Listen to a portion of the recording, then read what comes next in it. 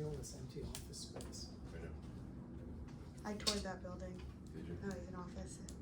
I was in the office leasing business for a minute. And I love that all these old buildings are getting torn down. Before you leave, you gotta look this way, Yeah. and you'll see how we watched the Chase Tower going up. Right. And then Rudin took down 415, Yeah. so it like opened up the whole It's side. amazing. All right, wait, No, you can keep talking, it's fine. But what is that, 3, 2, 1? It's my turn. Let's just start? Okay. Welcome again, everybody, to Retail Redux with me, Cory Zelnik, your host. I am here today, and it is my great pleasure to have an old and dear friend of mine, Joel Isaacs. We're a little old. We know each other a long time. Joel Isaacs, who is probably one of the kings, if not the king, of luxury retail real estate here in New York City, and it's an area that I don't spend a lot of time in. I read about it, I hear about it, but I figured I'd bring in a pro to tell us all about it. And I'm going to do a quick snapshot of Joel's bio, and then we'll get right to it. Joel has been in the business for over 30 odd years. Isaacs and Company, which is his firm, I think you are about 10 or 12 deep now in terms of your whole crew, 10, yeah. has been around since 1991. And as I mentioned, Joel is the luxury brand guy. I coined a term for you, if you don't mind. I like to call you Mr. Prada. Okay? I know that. I'll take that. You like that, Yeah. right? Prada is a long-standing client of yours, 25 plus years. You've done all of their brands. They put me on the map. They put you on the map, and you have served them well. They've served you well, and it's been wonderful. And I'm going to go to my sheet to look at some of the other brands you've been Okay. involved with, because it's a long, long list. Celine, Dior, Givenchy, Marc Jacobs, Keurig Brands, Balenciaga, Gucci, Saint Laurent, and then there's Aesop. By the way, they're closing up their small shop in one of my buildings. Yes. Brunello, Cucinelli, Chloe, Christophe, Diptyque, Giorgio Armani, G-Star, Lanvin, and on and on and on. And it's a great, fabulous list. What I know of this list personally is that I get bills from here, because it's either my wife or my daughter, and that's what I know about these stores other than walking by them. So it's great stuff that you have done in our marketplace, and I know that you have done it also Boston, Dallas, Vegas, Beverly Toronto, Hills. Miami, everywhere, right? Everywhere. And it's fabulous. And I know you also do landlord work with luxury in mind. I know you've done a lot of work downtown with Aurora in the meatpacking district. Shout out to Jared Epstein, who's a fellow Maryland Terrapin of mine, amongst a lot of the other people and landlords throughout the city. So we're going to dive into this, and we're going to talk about some of the markets, and we're going to talk about some of the brands, and I will not forget the personal. Joel and his husband live in Manhattan and East Hampton. Correct. Is where they spend their time. And I just learned about his husband, who's a great marathoner, who I'm going to probably have to talk to and take some lessons from. Joel, great. Joel, welcome. It's great to have you. Thanks, Cory. It's great to be here. So you are Mr. Prada, Mr. Luxury, and when we look at the landscape today, and for me a lot of it is anecdotal because I'm in the business, I'm in the retail leasing business, luxury is at the top of the list, certainly of late, of who's doing the expanding and who's doing the growing throughout the city. We see it now, Madison Avenue.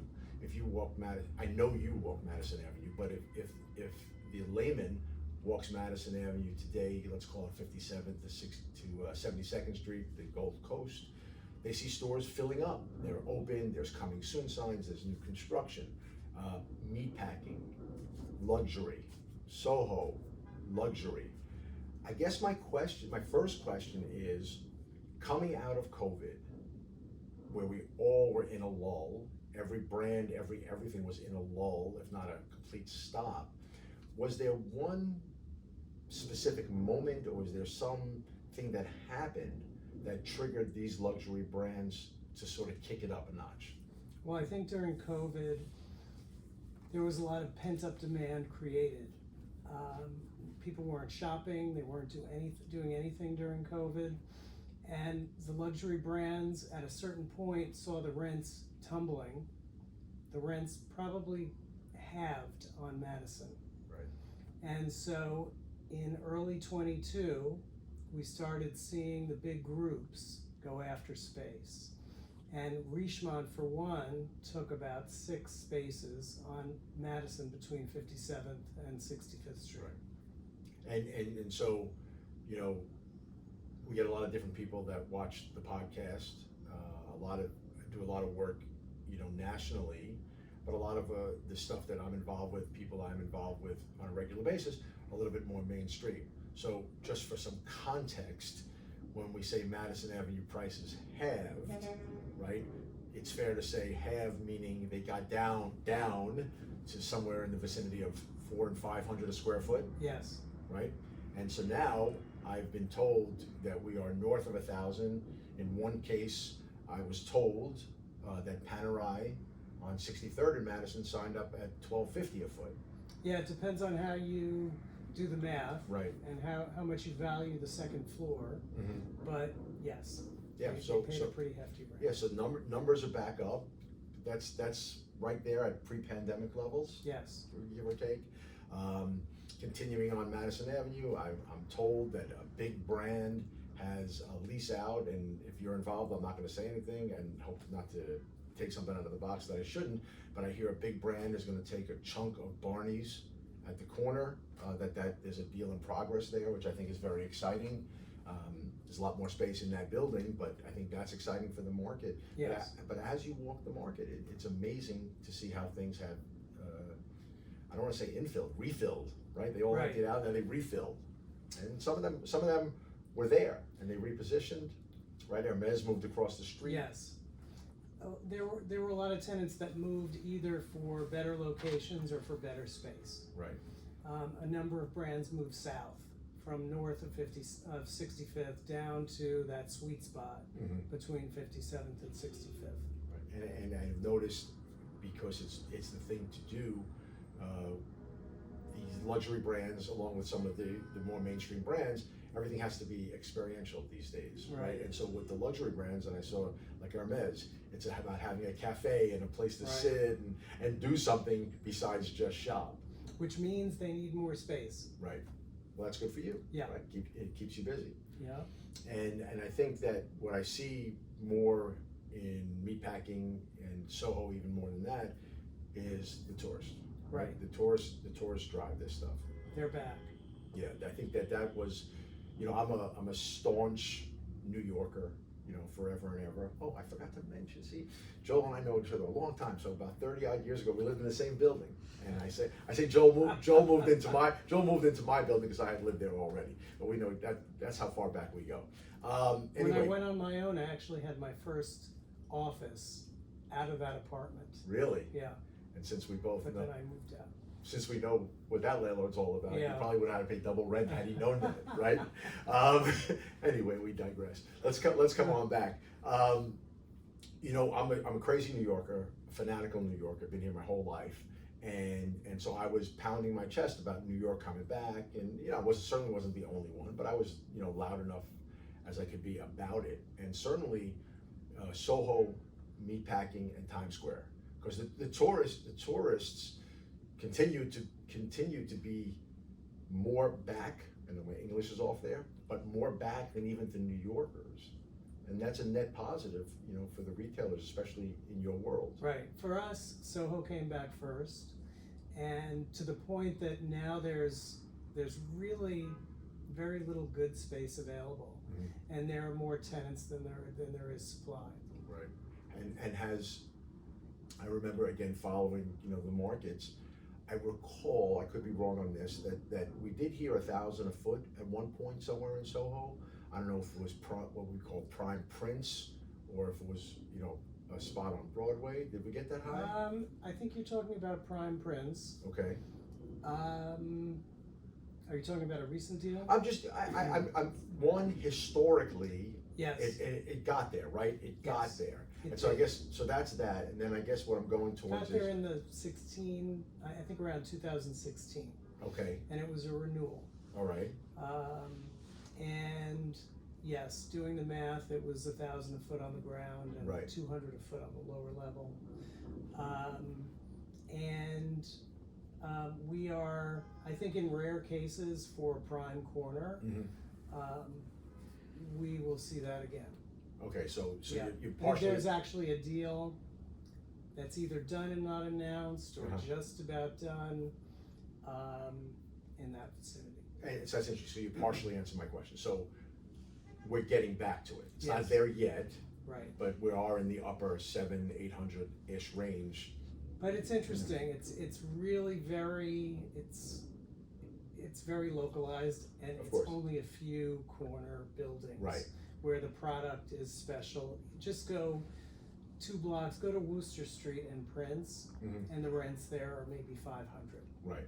So. Okay, now, to a lot of people Yeah. that are watching, listen, it's still a gaudy number. Right. But you and I both know, being around the town, that's you know you're a drop off, Right. When you hit that 500 Yeah. 500 number, and just jumping around the city, Fifth Avenue, right? We know, I mean, think Fifth Avenue, anecdotally, Bulgari top ticked at like maybe 5,000. 5,000. 5,000 when they renew on a renewal, Yeah. right? Was astronomical, and that I haven't heard I never heard another number even close to that. No.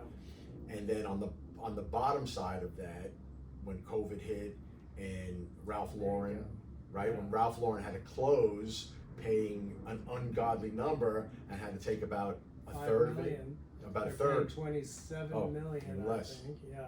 So, Yeah, and that was a big to do, but that was an indicator of what was going on in the world. Right. And then now, I saw in the news last week that LVMH, I know they're going to temporarily move into the old Nike Town, the old temporary Right. Tiffany, and they're going to take down their tower. Yes. So that's big stuff. Yeah. That's big stuff. I think that speaks tremendously to everybody's belief in New York. Yes. And that's absolutely. that's what I love the most about it. And look at what they spent on the Tiffany flagship. Yes, it's unreal. I mean, it was unreal how much money they put into it, how much time it took to do it. 4 years. Right, and I think initially it was supposed to be 2, and I'm sure COVID Right. got in the way of that process. Yeah. So I just think it's tremendous and continues to speak volumes about the city. I recently was in Barcelona. My daughter was studying abroad, and I was over there, and all the brands are there. Obviously, Zara, has Right. made their mark, and all their various divisions are there. Went into walked the blocks, wanted to see the architecture, see the stores, it's our business, you want to see who's doing what. Every luxury brand, you had to stand outside and wait in line to get in. It's just, Wow. it's amazing, 5 minutes, 10 minutes. What month? This was the last week of March. Okay. Wow. Literally the last week of March, and we had to wait in every single location. Some were 2 minutes, some were 5 minutes, but then like Gucci was 20 minutes, and I was like, we're not going here. let's keep walking. I want to see some things, but it's about presence, Right. And all of these brands continue to have tremendous presence. And I was in London last week and noticed the same thing. Yeah. Quite a few lines to get into stores. Yeah, I saw that Hermes did it on Madison when they first reopened, when they Yeah. relocated and opened. I don't know if that's still going on. I haven't seen lines when I've been up there lately. Yeah, and so I'm curious, in speaking to some of your clients, Prada and others, what do they talk about in terms of New York City and the market as it relates to crime and the things that are going on? Have they done anything different in terms of their setups and their plans when they design a store? I was going to say a branch. Then when they design a location for security measures and things like that? Well, I think the security issues are relatively recent. Okay. Fortunately, Mm. I think it really started with COVID. Mm-hmm. Balenciaga in Soho actually has a policeman inside the Wow. store, and that's rare. Right. And we are seeing, remember the days of the roll down gates? Mm-hmm. We're seeing those again. We're seeing nicer versions, and they're on the inside, Right. and they come down at night, and they are a deterrent. You know, they can be Yeah, sure. infiltrated, but Yeah, I went to when I was in Barcelona. We went into Cartier, and they have, and I forgot what it's called. like the bank doors, like where the you have bank to go doors into a or vestibule. the jeweler, right? Where Right. you go in one door, and the other door won't open until the first door locks behind Right. you. And I think that's interesting. I think it's interesting. Yeah. I think that what COVID did became an unfortunate excuse for them to have to use things for pure security measures now. Yeah. So COVID was real, get it, but now they use that, and unfortunately, you have to do that, you know, from a security perspective. Right. You know, what other towns? What other cities are you focused in on these days? We've been busy in Miami. Mhm. We've been busy in LA. Right. And a little bit of Boston. Okay. We did an Amiri deal in Chicago. Nice. Those I'm are gonna the jump. main cities. Yeah, Chicago. Okay, that's a dangerous town. Yeah. Any different mindset, or was it, hey, we need to have our brand there, we'll figure it out? No, and I actually haven't heard about as much crime there. Okay.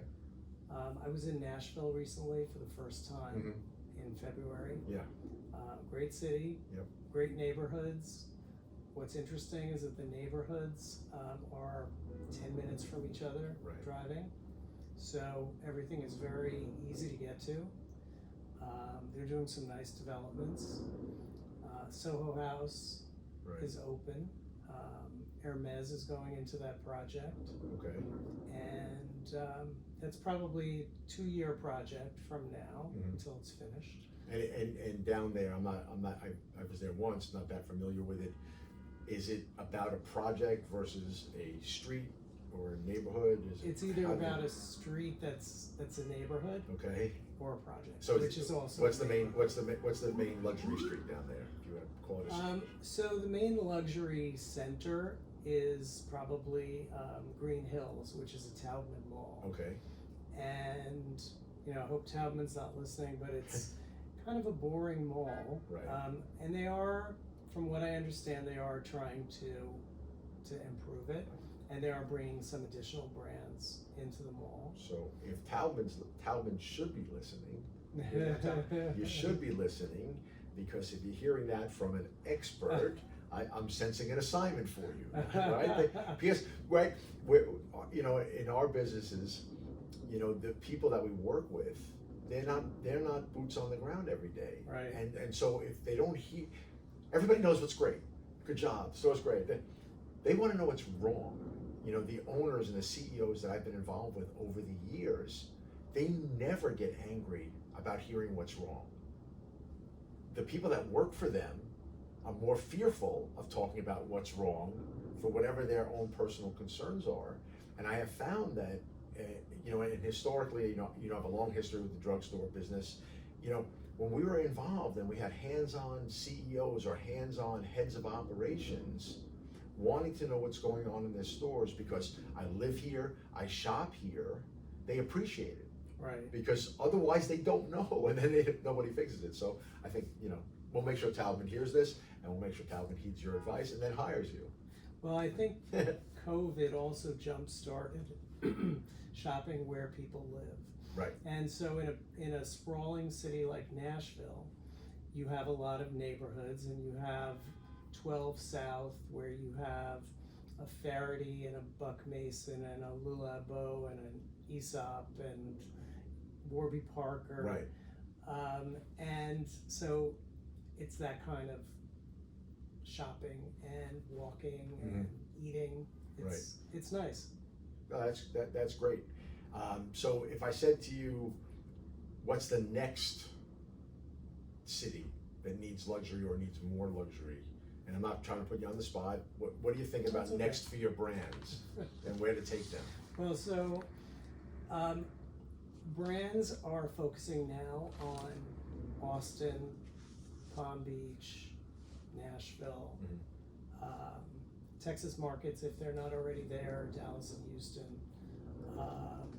Those are cities where luxury brands are Right. focusing if they're not already there. And are you fighting like sort of dog eat dog to find space? Because, you know, other than what you talked about with respect to Nashville, there's not a long list of places where there's new development. And so you said Palm Beach, and so I think of Worth Avenue, right?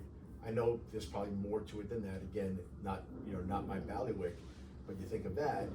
I would imagine because there's not a lot of new build. Right. You're fighting for space, or the area around Worth starts to expand, and you know if you're here in New York City, and just taking us back to Madison Avenue for a second, we know it's Madison Avenue, 57th to 72nd. Let's just say you can creep a little further north, but if you go too far north, you're out of bounds. And if you certainly can't go east or west because then you're not Right. there.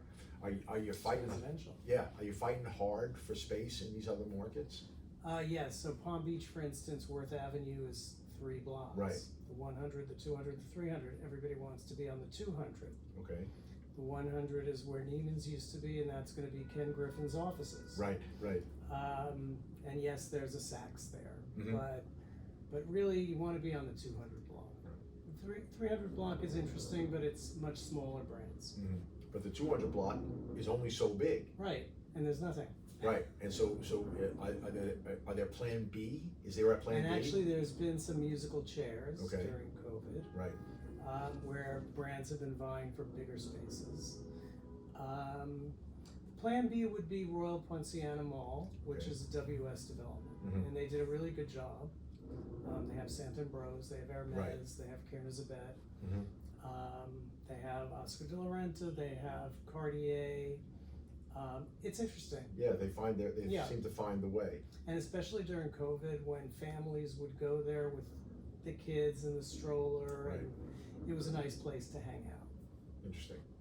And I think that's something that's a good point that I didn't even think of, that even the luxury brands had to adapt to sort of a new world order, right? The whole Right. family's here, and you know we got to drag the kid who's eating his ice cream in, and Right. you have to be receptive to that. Right. Well, it's kind of an eat, play, shop mentality. Right.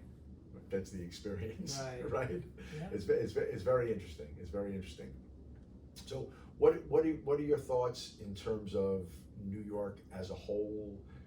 Where are we in your mind? Where are we going? When are we going to get there? And you know, maybe we'll play this back in a year and see Okay. if you were right. Well, in terms of post-COVID, Yeah. I feel like we're totally post-COVID. Okay. And I say that because of the population in the building where my office is, which is 270 Lafayette in Yep. Soho. And the elevators are back to being as crowded as they were pre-COVID.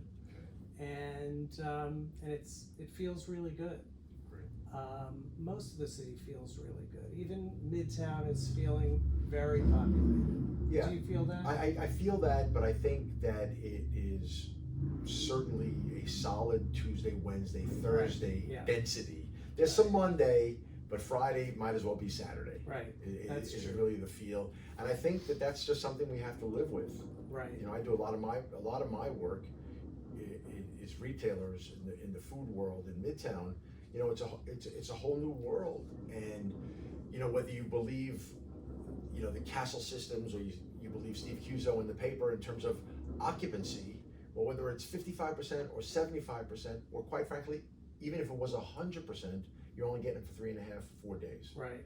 And that's a lot of, you know, it's a lot of rent to pay when 20% of your business goes away like that. Right. You know, they all come in and they know in certain locations in Midtown, they built the business knowing you're never going to have a Saturday and Sunday. But then when you pull away Friday, it becomes a big challenge. It becomes Right. a big challenge. Right.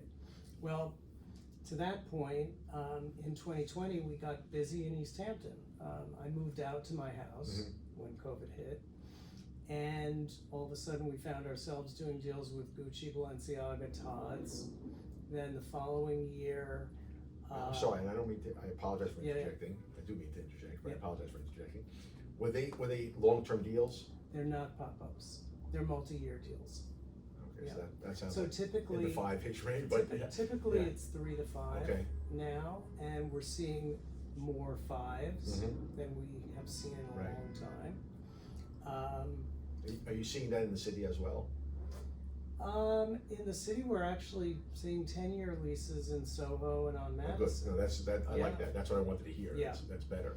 Now, as you go further up Madison in that sort of zone between 65th and 72nd, Mhm. where there is still a reasonable amount of vacancy, Right. although it is getting leased. We're seeing more 5-year leases Mhm. than we're seeing 10-year leases. Is that about a certain level of fear or concern, or just?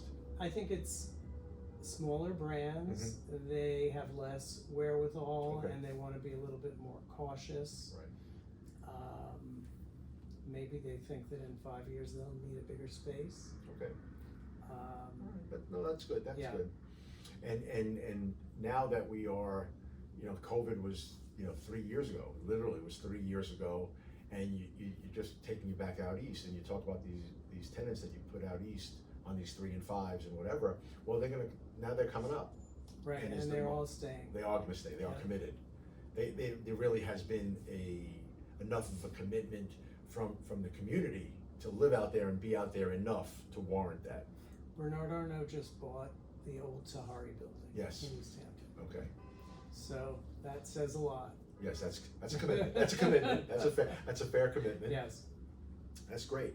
So I'm gonna bring it on home here. Okay.